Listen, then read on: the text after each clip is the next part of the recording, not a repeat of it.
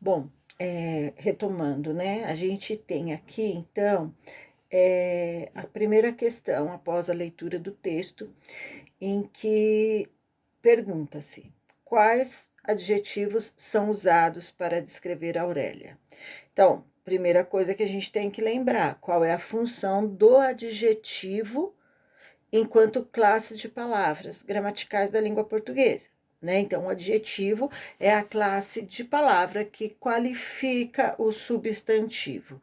É aquele que vai dar as características, as qualidades que podem ser físicas, psicológicas, emocionais, afetivas e por aí vai, tá certo? Então, adjetivo é a classe de palavras que qualifica o substantivo. O que é o substantivo? Substantivo é tudo que tem um nome, né? E aí a gente volta lá na quinta série, né? Que tem substantivo simples, substantivo composto, substantivo próprio e por aí vai, tá? Então, Aurélia, no caso, é o substantivo próprio. O que caracteriza a Aurélia? Como que é a Aurélia? As palavras utilizadas para nos dar traços de como é a Aurélia são os adjetivos. E é isso que vocês vão localizar para responder a questão 1, certo? A questão 2, vocês têm lá uma solicitação, complete a tabela. Então, tem numa linha comparação e na outra metáfora. Primeira coisa que a gente precisa entender é a diferença entre comparação e metáfora, certo? Então, o que é comparação? Comparação, você tem que ter uma coisa e tem que ter outra coisa. Automaticamente tem a palavra, né, que vai caracterizar a comparação. Então, por exemplo, aqui, ó, duas opulências, ser rica e formosa, que se realçam como a flor em vaso de alabastro. Realçam duas opulências, como a flor. Então, eles estão comparando a Aurélia com a flor. Então, a Aurélia como uma flor. O como passa essa ideia de comparação. Já a metáfora, não. A metáfora, ela afirma o fato como o sendo. Então, aqui nessa frase, duas opulências, ser rica e formosa, que se realçam como a flor em vaso de alabastro. É uma comparação. Como seria isso na forma de metáfora? As duas opulências são flor em vaso de alabastro. Percebem a diferença? Um é o como, o outro são. Então ele afirma o fato. Isso significa que é de verdade? Aí você vai ter que fazer a leitura, contextualizar e fazer a sua interpretação, ok? Então, nesse exercício, tem aí abaixo dessa frase que eu li para vocês, tem mais 4 frases, onde vocês vão fazer o quê? Vocês vão transformar o que é comparação em metáfora, ok? De acordo com o exercício anterior, qual a diferença entre comparação e metáfora? Eu acabei de falar, né, gente? Então, é só formular a questão e colocar isso com as palavras de vocês. Aí, a gente tem aqui uma segunda etapa, né, da atividade Recursos Linguísticos em Texto Narrativo, parte 2. Aqui o objetivo da aula continua sendo o mesmo. E aqui é trazido mais um trecho da obra que vocês vão ter que ler para vocês responderem as questões e poderem fazer essa análise, certo? Então, no trecho lido, isso já é a questão da parte 2. Observamos que durante a noite de núpcias há uma transição de uma situação aparente tranquila para uma briga. Retire do texto palavras, expressões ou frases que evidenciem a expectativa positiva que Seixas tinha para o momento. Então, quem é Seixas? Né? O que Seixas esperava? Né? Qual era a expectativa dele? E dessa expectativa, o que aconteceu? Como que ele expressa essa surpresa? Então, vocês vão identificar essas palavras e vão transpor essas palavras ou esses trechos aqui para o exercício. Aí depois tem, agora transcreva outras passagens que mostram o momento exato em que Seixas se dá conta de que sua expectativa não se realizará, né? Então, que expectativa é essa? O que será que ele está esperando que não acontece? Não é verdade? É isso que vocês vão identificar e transpor para cá, para o exercício. Para construir a transição da narrativa, José de Alencar faz uso de recursos expressivos, que são os recursos linguísticos que a gente está estudando, né? Muito comuns nos textos literários da época, como descrição detalhada, uso de adjetivos ou locuções adjetivas, né? E aí tem aqui alguns exemplos. Olhos coalhados. O que é coalhado? Então você, ai, professor, eu não sei. Vamos ter que descobrir para a gente poder entender o que ele quis dizer. E é isso.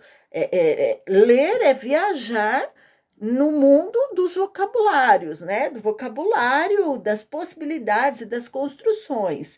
Inexorável desprezo. Uau, inexorável desprezo, top de linha. Será que é top de linha? Não sei, inexorável é algo, né, grandioso, né? Então, né, tom acerbo e excruciante, né? Nossa, que palavra estranha. Então, mas ela existe e pode ser utilizada. Então, quanto mais a gente vai lendo, mais a gente vai percebendo o quanto a gente é pobre de vocabulário e o quanto a gente precisa se aprimorar na aquisição dessa linguagem, né, que constitui a nossa identidade. Nós somos formados pelos nossos pensamentos, pelas palavras que nós carregamos, aprendemos e transformamos em uso, né? Já teve situações em que era pedido para que vocês falassem um pouco do que vocês entenderam sobre um determinado assunto, e aí vocês falaram, professor, eu sei, mas eu não sei explicar. Então, é isso, é falta de vocabulário para a construção do pensamento e explanação de uma ideia. Se eu não tenho palavras, eu não consigo construir o pensamento de tal maneira que eu transponha esse pensamento para o verbal falado ou para o verbal escrito. Porque tanto na fala como na escrita, nós estamos fazendo uso da linguagem verbal, ok? Então, mais uma vez, eu reforço a importância da gente enriquecer o nosso vocabulário através de palavras que nós não conhecemos e com as quais nós nos deparamos nas nossas leituras. E aqui vem a sugestão, na verdade, o exercício. Pesquise no dicionário as definições dos termos em negrito, que está na apostila que eu já compartilhei para vocês e que eu vou compartilhar novamente. Anote o que você descobriu. Então, você vai pesquisar e você vai anotar o significado. Depois disso, tem a próxima questão: efeito de sentido. Qual o efeito de sentido o uso de adjetivos e locuções adjetivas provoca na descrição da narrativa? Percebe que assim, você identificou o adjetivo, você buscou o significado, e o que isso quer dizer? Qual é o efeito de sentido depois que você se apropria da ideia? Qual é o efeito de sentido que isso provoca na narrativa? É só para passar o tempo? Está sendo dito por ser dito? Essa escolha foi feita aleatoriamente? Ou não? Existe um porquê dessa escolha? Então, vocês vão refletir, analisar, entender e responder a questão a partir disso, dessa reflexão, ok?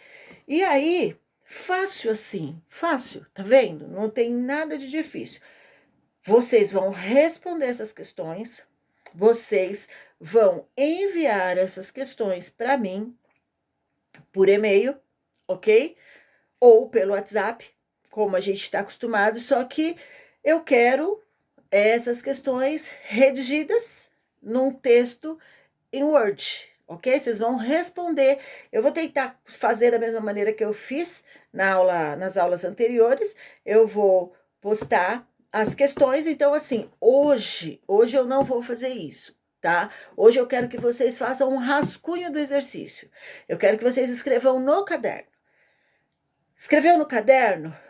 Na quarta-feira eu vou disponibilizar o documento e vocês vão me enviar o documento com o nome, número, série e com as respostas até a próxima segunda-feira, dia 26/10. No dia 26/10, eu entro com a correção e uma nova sequência de exercícios, ok? Então, fica aí esse compromisso de vocês no sentido de ser pontual, tá? Ser pontual para fazer a diferença nesse último bimestre, tá? Tem muita gente que provavelmente vai arrastar o ano para o ano que vem, porque não me entregou nada. Muitos eu entrei em contato, não se manifestaram. Muitos falaram, vou fazer, estou esperando até agora, tá certo? Então, assim, vamos fazer diferente, vamos fazer desse bimestre o nosso melhor bimestre, ok? Conto com a participação e empenho de todos vocês e continuo aqui, disponível, acreditando no meu trabalho, apesar de todas as dificuldades, acreditando no potencial de cada um de vocês, apesar da ausência de muitos, e pronta, disposta para auxiliar a todos aqueles que estiverem a fim de fazer a diferença. Para todos nós, não é só para vocês, é para mim, mas acima de tudo para vocês. Por quê? Porque é a sua história, é a sua vida, são as suas escolhas.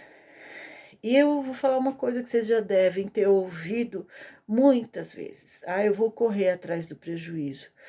Prejuízo é prejuízo, gente. Você pode fazer diferente daqui para frente.